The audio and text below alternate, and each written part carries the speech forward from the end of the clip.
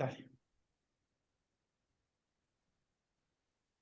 Y ahora sí.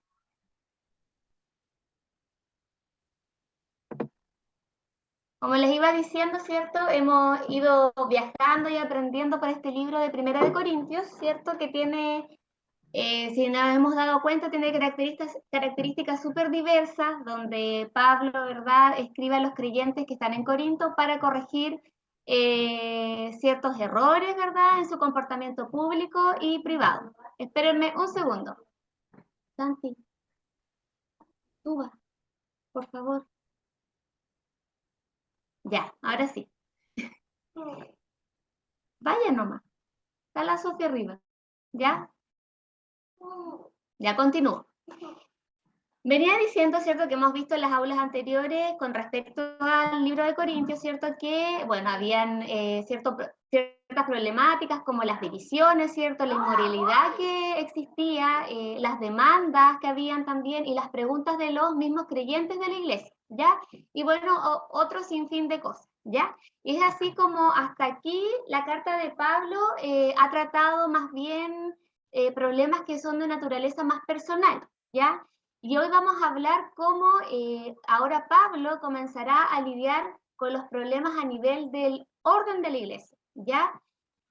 Aquí vamos a empezar a ver y a leer, ¿verdad?, que hay personas que estaban vivenciando experiencias que eran sobrenaturales por parte del Espíritu Santo, que empezarían a hablar en lenguas desconocidas en voz alta, y todo era muy caótico y se formaba en sí algo desordenado dentro de la reunión oculto que se le llama, ¿ya? Y Pablo, a través de esta carta, busca el poder pensar en el propósito, cuál es el propósito de la reunión, ¿cierto? Cuando nosotros nos reunimos, en este caso, cuando la iglesia de Corinto se reunía, y cómo es el comportamiento adecuado para edificar la iglesia, y que también, obviamente, nos sirve a nosotros para llevarlo a nuestro contexto actual, ¿ya? Y es así como Primera de Corintios nos va a entregar una perspectiva, ¿cierto? Y nos va a dar ciertas directrices importantes de cómo ser una comunidad sana, ¿ya? Pablo, si puedes pasar a la siguiente diapositiva, por favor. Entonces aquí vamos a dividir, ¿cierto?, el contenido del estudio de hoy en lo siguiente.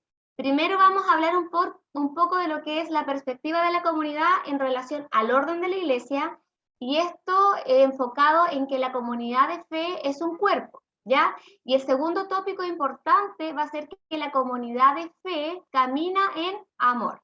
Y para ello eso lo vamos a dividir o subdividir en tres elementos importantes, que es primero que el amor es el camino a seguir, que segundo, el amor regula el ejercicio de los dones, y tercero, que el amor es el agente activo. Entonces, primero nos vamos a centrar en lo que es la perspectiva de esta comunidad, ¿cierto? Centrado en Primera de Corintios, y que tiene que ver con el orden de la iglesia. Y para ello vamos a estar leyendo Primera de Corintios 12, del 4 al 7, que dice lo siguiente. Ahora bien, hay diversos dones, pero un mismo espíritu. Hay diversas funciones, pero es un mismo Dios el que hace todas las cosas en todos. A cada uno se les da una manifestación especial de espíritu para el bien de los demás. Bueno, acá primeramente debemos entender que la comunidad de fe es un cuerpo, ¿ya? Eso es sumamente importante. Nosotros como comunidad de fe somos un cuerpo. La comunidad de la iglesia de Corinto es un cuerpo, ¿ya? Y la cabeza de este cuerpo es el Señor Jesucristo. Y solo para poder entenderlo, leeremos el siguiente versículo, que lo vamos a encontrar en Efesios 1:22, que dice: Dios sometió todas las cosas al dominio de Cristo y lo dio como cabeza de todo a la iglesia. ¿Y quién es la iglesia entonces? Bueno, la iglesia somos todos nosotros. Todos los que componemos esta comunidad somos la iglesia, ¿ya? Y nosotros, cada uno de los que somos parte de esta comunidad, entonces, al igual que la iglesia de Corinto, es parte de este cuerpo, ¿ya? Vamos a leer también, Pablo, si puedes pasar la siguiente diapo, en Primera de Corintios 12, del 12 al 14, que dice lo siguiente. De hecho, aunque el cuerpo es uno solo, tiene muchos miembros, y todos los miembros forman un cuerpo. Lo mismo sucede en el cuerpo de Cristo. Todos fuimos bautizados por un solo espíritu para construir un solo cuerpo, ya seamos judíos o no, esclavos o libres. Y luego en el versículo 20 se lee, lo cierto es que hay muchos miembros, pero el cuerpo es uno solo. Y en el versículo 27 dice, ahora bien, ustedes son el cuerpo de Cristo y cada uno es miembro de ese cuerpo. Pasa a la siguiente diapositiva más fácil. Entonces, en este cuerpo, ¿cierto? Como se menciona, como menciona Pablo, dice que no todos vamos a tener las mismas funciones, ¿ya? Y para eso también en 1 Corintios 12, del 14 al 19, dice lo siguiente.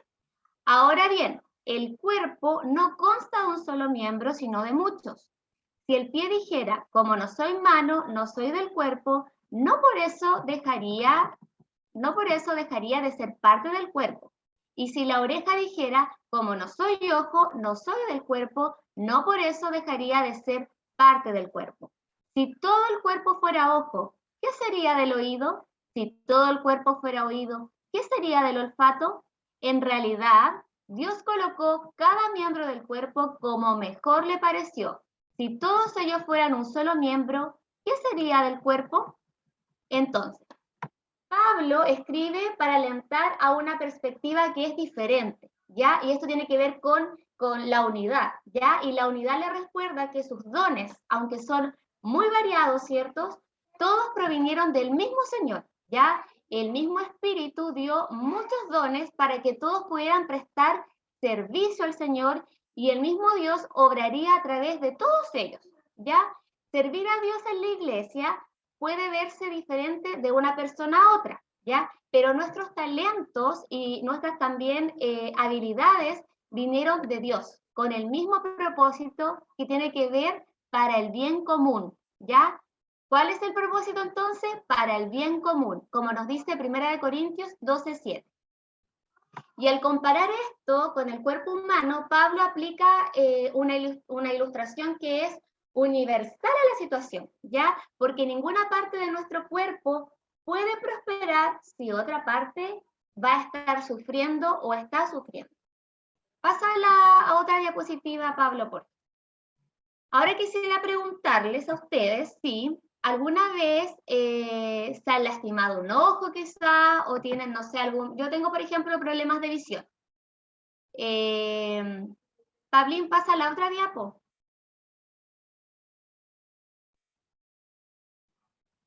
No es esa. Adelanta, estás atrasándote.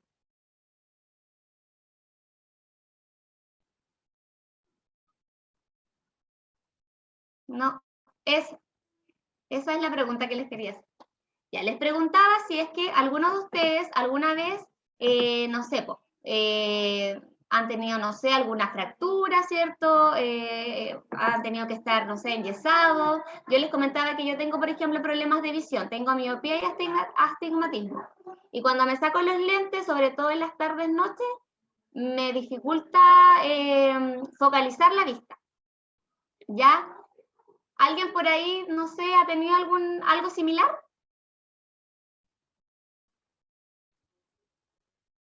¿Sí me puede responder, por favor?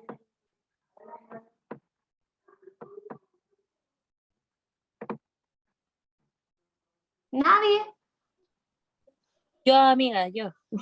¿Qué te pasó? Y yo también tengo miopía. Tengo un problema en el oído, pero cuando me enfermo y se me infecta lo escucho del oído izquierdo. Ah, como que se te tapa. No escucho nada, grito. Ya. Sí. Ok. Ya. Bueno, algunos, ¿cierto? ¿Verdad? Como la Vale le puede pasar algo así, ¿cierto? O quizá algunos le han tenido que enyesar en algún momento de su vida, un brazo, una pierna, ¿ya? Y sin duda eso ha dificultado, no sé, la movilidad de todo el cuerpo, el funcionamiento de todo el cuerpo. Y entre eso yo me acordaba, cuando estaba preparando este estudio, hoy día no está, pero me acordaba de lo que vivió nuestro amigo Eric. No sé si todos saben, ¿ya? Pero él hace años atrás fue atropellado y quedó por mucho tiempo imposibilitado de moverse porque sufrió un gran daño en una de sus piernas, ¿ya? Y bueno, eso lo hizo depender mucho de las demás personas para movilizarse, para hacer sus cosas de la vida cotidiana, como bañarse, por ejemplo, y prácticamente, y fue como lo más fuerte para él, es que tuvo que aprender, o sea, prácticamente aprender a volver a caminar. Eso, sin duda, y obviamente impactó las otras partes de su cuerpo, porque también había un sobreesfuerzo de otras partes para poder también tener fuerza, para después moverse, ¿cierto? Por ejemplo, empezó con muletas, ¿verdad? Y todo lo que tiene que ver como con una rehabilitación. Pero también desde el ámbito anímico, el cuerpo y la mente, ¿cierto?, se vieron muy dañadas. Entonces, en base a este ejemplo, yo quería que pensemos en cómo reacciona el resto de nuestro cuerpo cuando una parte quizás de nosotros se ve traumatizada, como en este ejemplo. Sin duda es algo fuerte porque, no sé, de repente me acordaba de otro ejemplo también. Este año tuve que sacarme las muelas del juicio de urgencia porque tenía una infección, fue horrible todo el proceso, pero esa muela hizo que todo mi cuerpo se resintiera, que me sintiera horrible, en todo sentido, ¿ya? Pasa la diapo 8, Pablito, porfis. Entonces, así como, primero, ningún miembro de nuestro cuerpo puede realizar por sí solo todas las funciones que el cuerpo necesita para sobrevivir. Segundo, que las partes escondidas del cuerpo, como nuestros órganos, ¿cierto? Como, no sé, el hígado, los riñones, el corazón, los pulmones, son tan esenciales y mega esenciales como las partes que son visibles de nuestro cuerpo. Y tercero, el ojo, aunque físicamente, ¿cierto?, está localizado arriba, ¿cierto?, arriba de lo que son nuestras manos o nuestros pies, tiene dificultad en funcionar sin cualquiera de estas dos. Entonces, como las partes de nuestro cuerpo están interconectadas, como las partes de nuestro cuerpo están interdependientes, también lo es la iglesia, ya también lo es nuestra comunidad, y estamos llamados a cuidar este cuerpo. Pasa la otra diapo, Pablo. También Jesucristo ha capacitado a los creyentes y hoy día lo sigue haciendo. Y para eso vamos a leer 1 Corintios 12, del 8 al 11, que dice lo siguiente: a unos Dios da por el Espíritu palabra de sabiduría, a otros por el mismo Espíritu palabra de conocimiento, a otros fe por medio del mismo Espíritu, a otros y por ese mismo Espíritu dones para sanar enfermos, a otros poderes milagrosos, a otros profecía, a otros el discernir espíritus, a otros el hablar en diversas lenguas y a otros el interpretar lenguas. Todo esto lo hace un mismo y un único espíritu, quien reparte a cada uno según él determina. Todas estas cosas que estoy leyendo y que ustedes están escuchando en estos versículos son dones que son entregados por el Señor. Y los dones, amigos, primeramente tenemos que saber que son un regalo, ¿ya? Y este regalo es algo inmerecido, que son una expresión de la bondad del Señor para nosotros, ¿cierto? Entregándonos estos regalos gratuitamente por la gracia de Dios a través de su Espíritu Santo, ¿ya? Y habilitándonos así con una capacidad especial para el desempeño de una función en el cuerpo de Cristo. Pasa a la otra diapo, Pablo, por favor. Bueno, con respecto a este tema de los dones, yo sé que es un tema que siempre causa mucha curiosidad entre nosotros, en todos, ya yo me incluyo. A todos nos causa bastante curiosidad esto de los dones, cómo se da, ¿cierto? Y el saber de qué manera, cómo se hace, y es por ello que el hablar de los dones da para mucho, ya da para largo, y da para aulas bíblicas que van a ser específicas, ¿ya? Y que sin duda nosotros como, bueno, equipo que estamos diseñando los estudios, los vamos también a organizar próximamente, porque se necesita un estudio exhaustivo y específico para el tema de los dones. Pero no quiero dejar de dar quizás, ¿cierto?, un pincelazo de los dones, en el sentido de que existe, ¿cierto?, una diversidad de dones del Señor que nos entrega, ¿cierto?, como decía, como este regalo, y quiero que sepan que a cada uno de nosotros Dios nos da dones, ¿ya? A todos. y que no son por nuestras fuerzas que se dan, sino que es Dios que las manifiesta en nosotros, ¿ya? Y el propósito de estos dones, primeramente, es la edificación de toda la iglesia, de toda la comunidad, y su segundo propósito es que son usados para el convencimiento y la conversión de los incrédulos, ¿ya? Y en ese sentido, bueno, vamos a hacer una clasificación de los dones esta vez en dos. Primero, estando los dones de expresión y los dones en segundo lugar, la categoría de dones para el servicio práctico. Entre los dones de expresión podemos encontrarnos, por ejemplo, con el don de la profecía, el don de discernimiento, poderes milagrosos, el de género de lenguas, interpretación de lenguas, entre otros. Y también existe, ¿cierto?, esta categoría que yo les mencionaba, que son los dones para el servicio práctico, ¿ya? Donde nos podemos encontrar con dones tales como el don de compasión, el don de presidir, el don de servicio, el don de administrar, entre otros muchos dones, ¿ya? Pasa la otra diapo, Pablito, por favor. Luego, en el versículo de este mismo capítulo 12, pero ahora del 28 al 30, sigue diciendo lo siguiente. En la iglesia, Dios ha puesto en primer lugar apóstoles, en segundo lugar profetas, en tercer lugar maestros, luego los que hacen milagros, después los que tienen dones para sanar enfermos, los que ayudan a otros, los que administran y los que hablan en diversas lenguas. ¿Son todos apóstoles? ¿Son todos profetas? ¿Son todos maestros? ¿Hacen todos milagros? ¿Tienen todos dones para sanar enfermos? ¿Hablan todos en lenguas? ¿Acaso interpretan todos? Entonces, en base a eso, y al inicio del texto, ¿verdad?, se habla de apóstoles, ¿ya? Y quizás muchos se preguntan qué es un apóstol, ¿ya? Bueno, apóstol es el término griego que quiere decir enviado y que puede contextualizarse hoy en día de cierta manera con los misioneros, ¿ya? Y los misioneros, ¿cierto?, son los que van a otros lugares, a diferentes países, a compartir la palabra del Señor, a evangelizar a otras culturas donde muchas veces no tienen ni siquiera una traducción bíblica, ¿ya?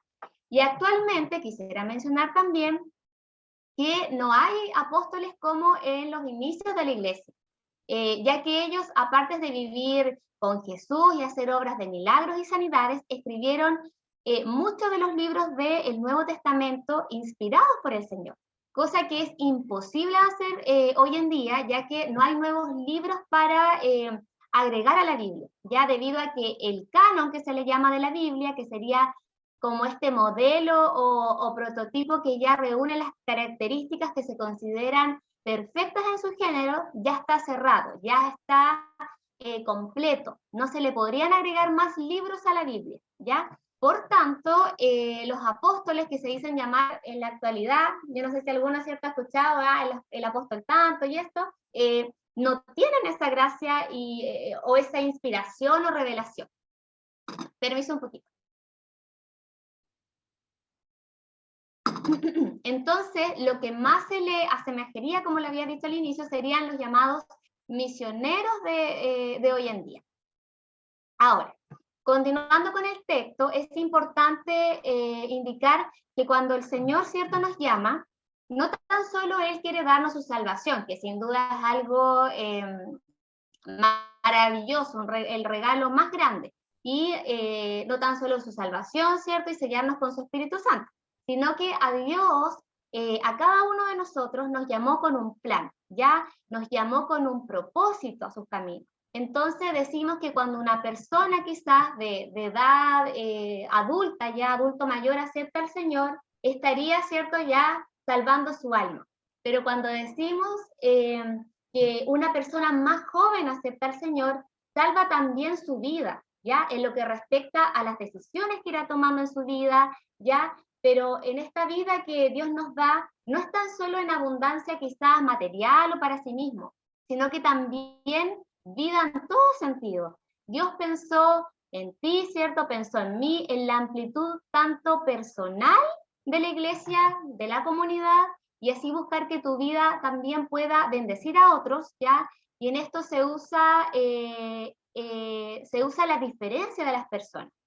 O que no todas las personas tenemos las mismas cualidades y dotes, ¿ya? Algunos, por ejemplo, me acordaba del Fernando, mi cuñado, que es una persona que yo la destaco en cómo el Señor lo usa y lo ha dotado en lo que tiene que ver con la evangelización, ¿ya? El hablarle con tanta naturalidad a las personas de Cristo. Veo también, por otra parte, no sé, a nuestro amigo Claudio, veo y siempre he admirado también y he visto que es una persona muy intelectual y que tiene una forma de enseñar admirable, que sin duda es una gracia que el Señor ha puesto en él, en su vida. Veo también dones de, bueno, de servicio, de un evangelismo quizás más a nivel relacional en la Nati, ya veo don de servicio también en la Belén y el Víctor, con la disposición que tienen y así, etcétera, porque todos tenemos un don, ¿ya? Eso quiero que les quede claro. Porque en sí, Dios siempre nos va a dotar de algo para trabajar en su obra, ¿ya? Y aparte de ser todos, ¿cierto?, diferentes, los ministerios y los dones son una gracia del Señor, ¿ya? Esta dotación del Señor para la edificación de la iglesia, ¿ya? O sea, tú tienes un lugar de trabajo, yo tengo un lugar de trabajo, tú tienes tu título, ¿ya? Yo tengo mi título, tú tienes tu nombre reservado para ti, y que en amor tú también debes desarrollarlo, porque no se trata de ser quizás como el, no sé, el gerente de oración o el subgerente de, no sé, de predicación, ¿cierto? Esto no funciona así, no funciona así en el reino del Señor, ¿ya? Esto es un servicio, donde Dios no tiene un lugar reservado, nos tiene un lugar reservado, perdón, bajo el vínculo que tiene que ver con el amor y en función a la comunidad de fe, ¿ya? Ahora, el segundo tópico importante del cual vamos a hablar con respecto a lo que nos entrega el libro de Primera de Corintios, va a ser que la comunidad de fe camina en amor, ¿ya? Y aquí vamos a revisar 3 elementos importantes en relación a esto. Primero, que pasa a la siguiente, Pablito. Ahí sí. Primero, que el amor es el camino a seguir. Segundo, que el amor es el ejercicio, regula el ejercicio de los dones. Y tercero, es que el amor es el agente activo, ¿ya? Entonces, estás en la diapo. Pasa a la siguiente, Pablito, por favor. Ahí sí. Ya. Primero, estamos en que, en cuanto al amor, ¿cierto? Este va a ser nuestro camino a seguir. Y aquí leemos en 1 Corintios 12:31 lo siguiente. Ustedes, por su parte, ambicionen los mejores dones. Ahora les voy a mostrar un camino más excelente. Bueno, aquí el apóstol Pablo hace referencia a la importancia del amor, ¿ya? Porque en el capítulo anterior, ¿cierto?, estaba enseñando sobre los dones espirituales, haciendo, ¿cierto?, una enumeración de todos ellos.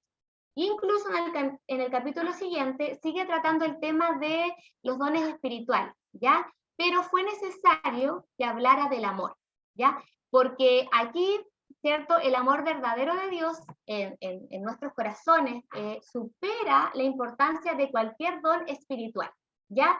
Todos los dones espirituales de Dios que Dios nos pueda entregar son verdaderamente útiles, ¿ya? Pero cuando las vamos a usar en amor, ¿ya? Los dones son herramientas que usamos para ministrar. Muchas veces escuchamos la palabra ministrar, así que igual quise explicarles un poquito lo que significa ministrar en palabras simples.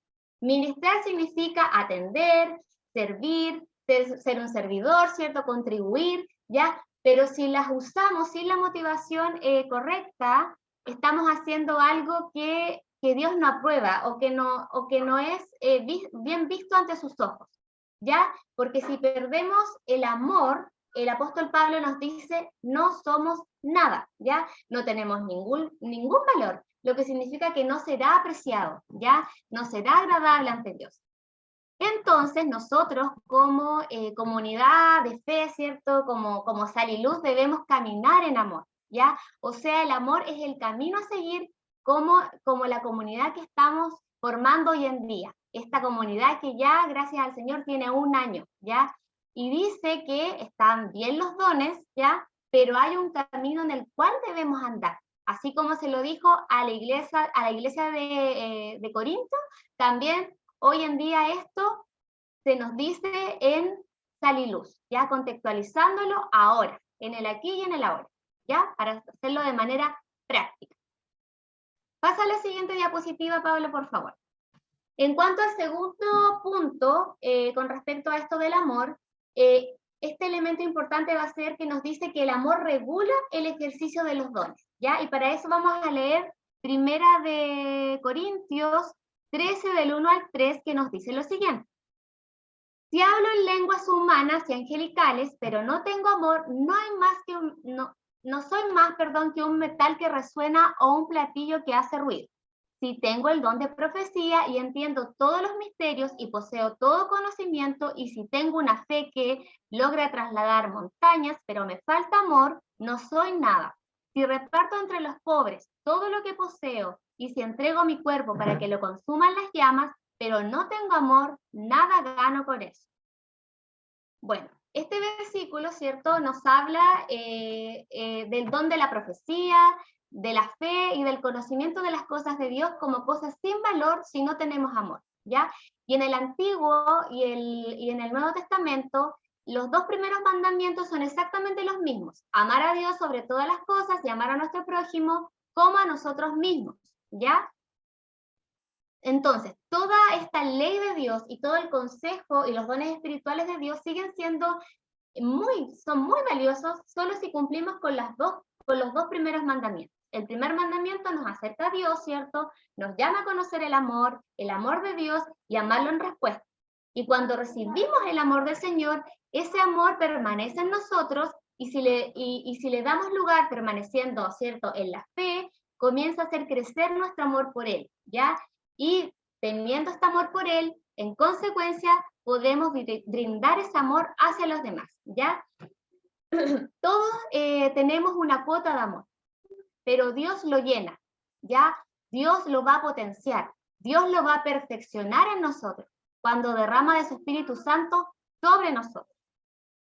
Entonces, no nos sirve para nuestra vida espiritual ningún sacrificio, ¿ya? Ni la utilización de un don si no hay amor en nuestros corazones. Tampoco nos va a servir hablar todos los idiomas del mundo o hablar en lenguas angelicales si no hay amor. Tal vez pueda hacer mucho ruido, ¿cierto? Pero es un ruido que va a ser desagradable ante Dios y ante las personas, ¿ya? Y si, bueno, también notamos quizás que necesitamos más amor, también debemos pedírselo al Señor. Él está atento a escucharnos, ¿ya?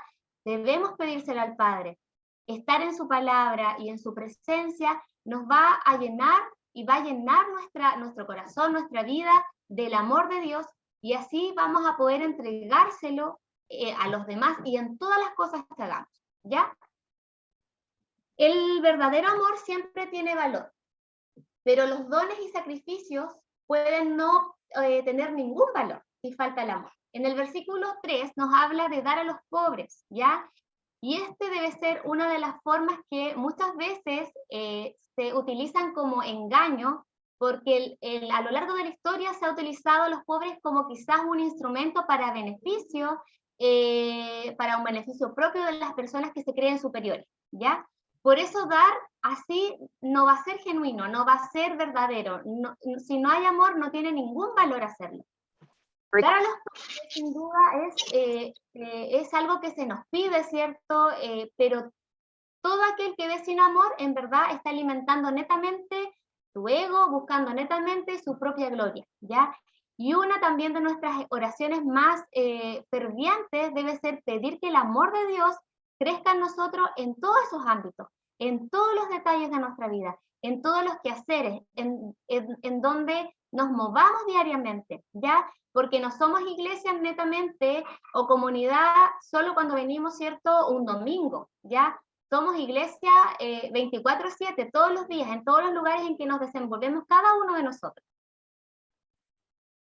Pasa a la siguiente diapo, por favor, Pablo.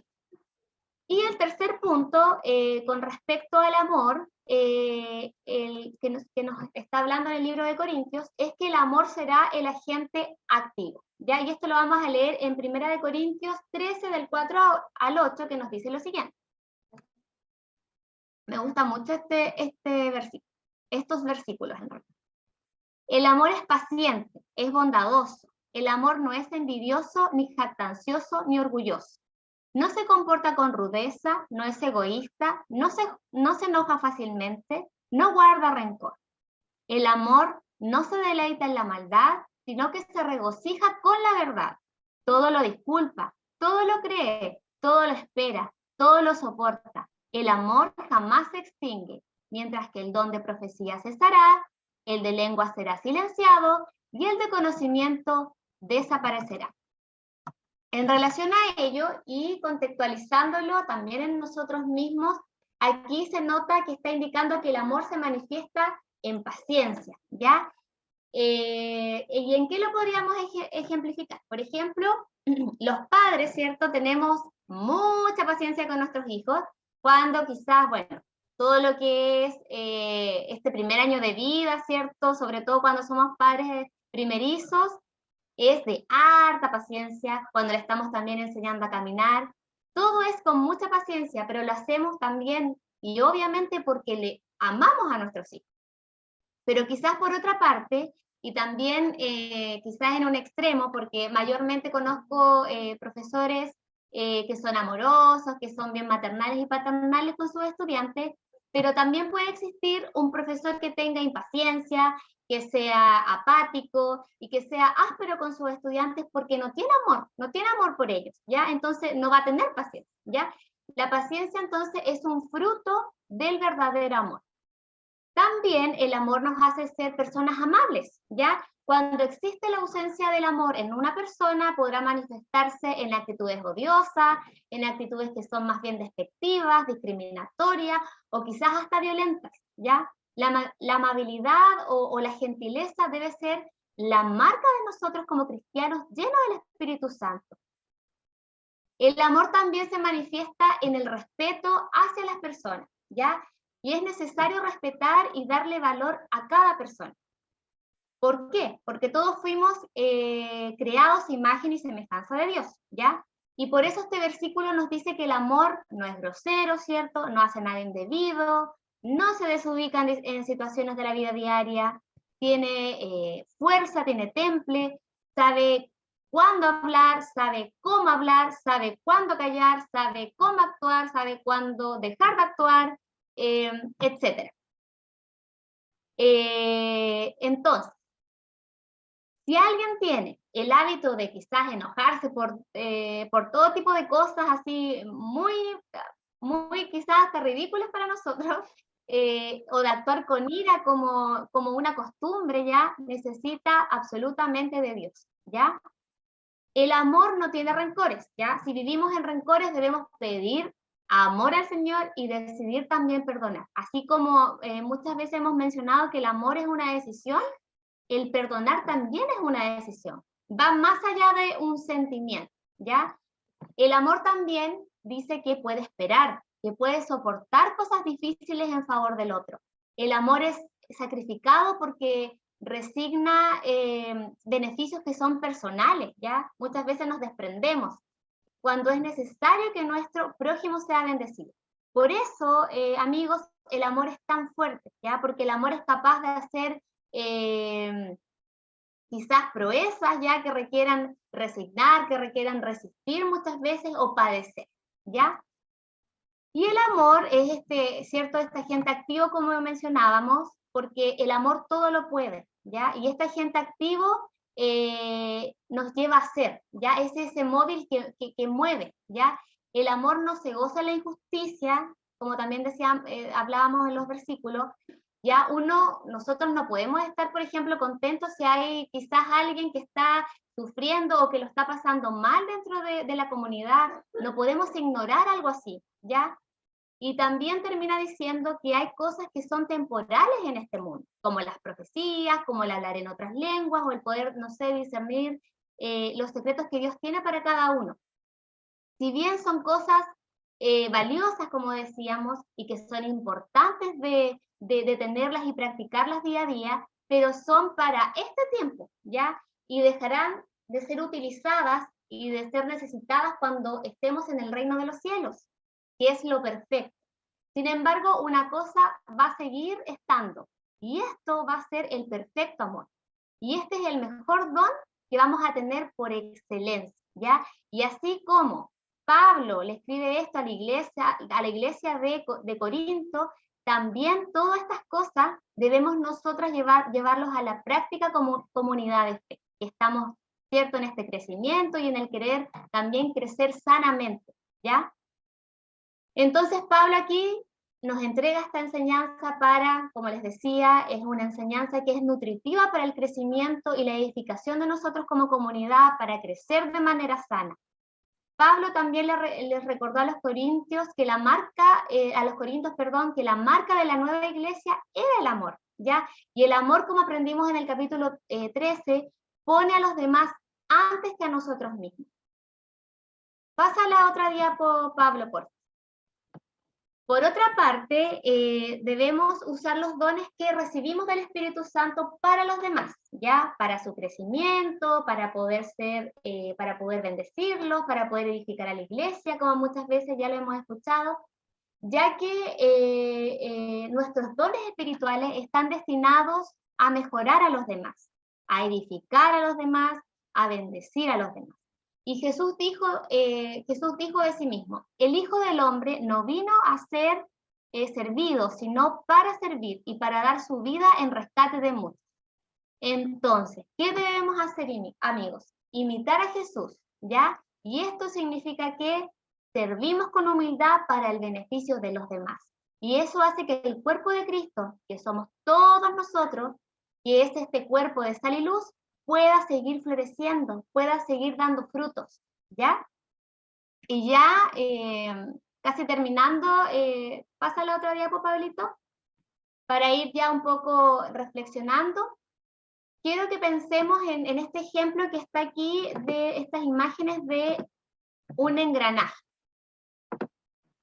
¿Qué es un engranaje? Bueno, el engranaje se define en dos o más elementos que se acoplan, que funcionan conjuntamente o de manera coordinada, ¿ya? Los engranajes de un motor giran para un lado, giran para el otro, pero hacen que todo esté funcionando, ¿ya? Y esa es la vida en comunidad, que cada engranaje, ¿cierto?, cumple su función, que todos giran con distintos dones, ¿ya? Pero el engranaje mayor es el que mantiene unido esto. Va a ser ese aceite que va a hacer que esto corra, va a hacer que esto lubrique, ¿cierto?, a estos engranajes, ¿ya? Y ese aceite, eso que lubrica, va a ser el amor. Y a eso siempre debemos aspirar nosotros en esta comunidad de fe, que es Sal y Luz, ¿ya? Y vamos a terminar con estas reflexiones últimas. Pasa la otra, porfi, Pablito, para hacer las siguientes preguntas. Les voy a hacer algunas preguntas. Primero, quiero que sean, obviamente, lo más sinceros posible, ¿ya? Primero vamos a partir con esta, que dice, ¿te sientes parte del cuerpo?